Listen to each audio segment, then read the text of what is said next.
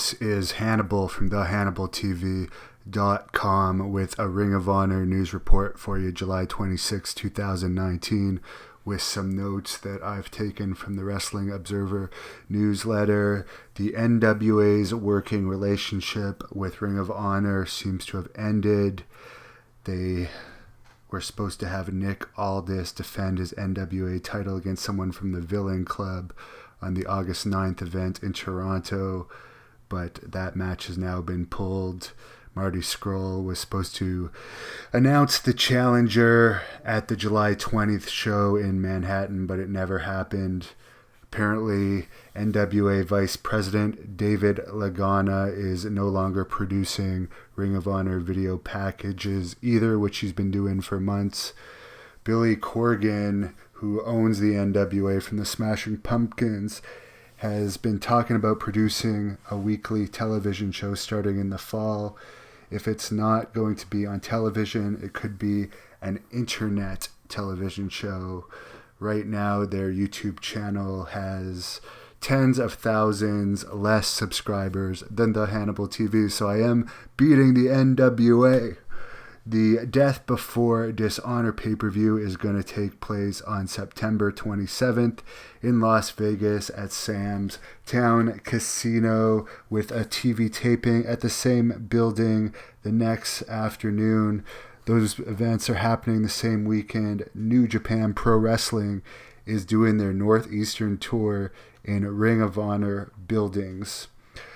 The big show they had in New York, which was the follow-up to their Madison Square Garden sellout that had 16,000 paid fans. It actually had sold out in 2018 when their roster was much different than 2019. But their latest New York attendance, which was an event not at Madison Square Gardens, had 1,000 fans.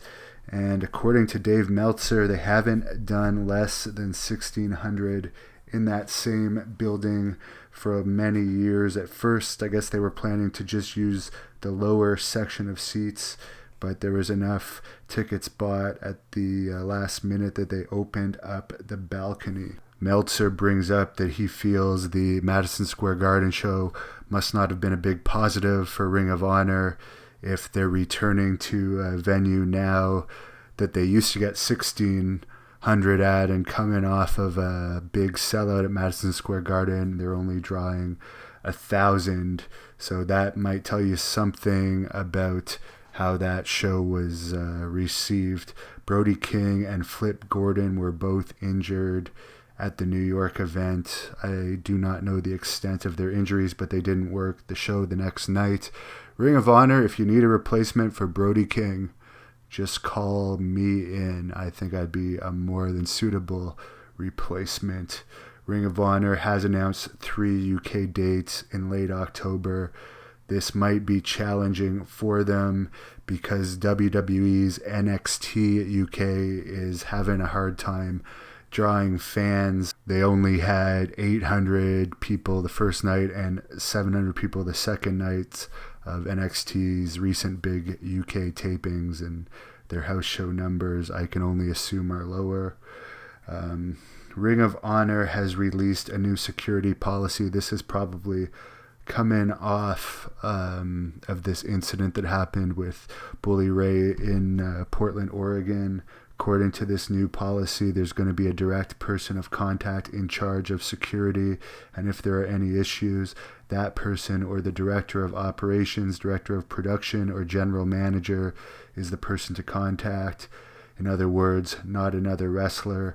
Contractors or local volunteers who are doing security are not permitted to handle those type of issues and are to immediately report those issues to the security team or person in charge.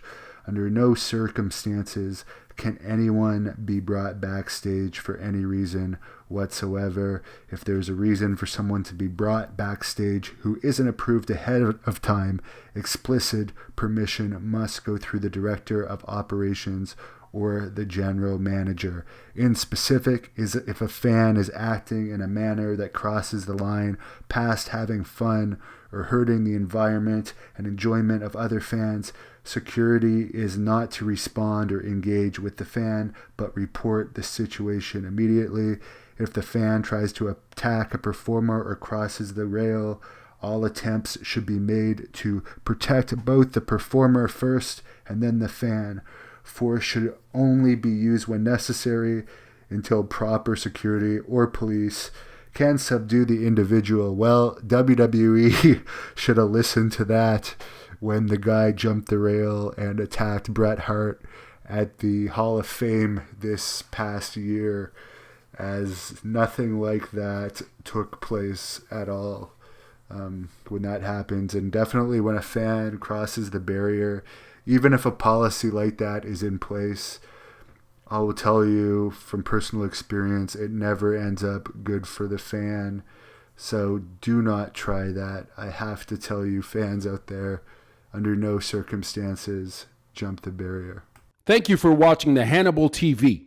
Please like this video if you enjoyed it and click the subscribe button to not miss any of our latest shoot interviews, match videos, or news updates. Support us on patreon.com for $1.99 a month to watch our full shoot interviews ad-free and help our channel grow. Follow us on Twitter at the Hannibal TV for instant updates.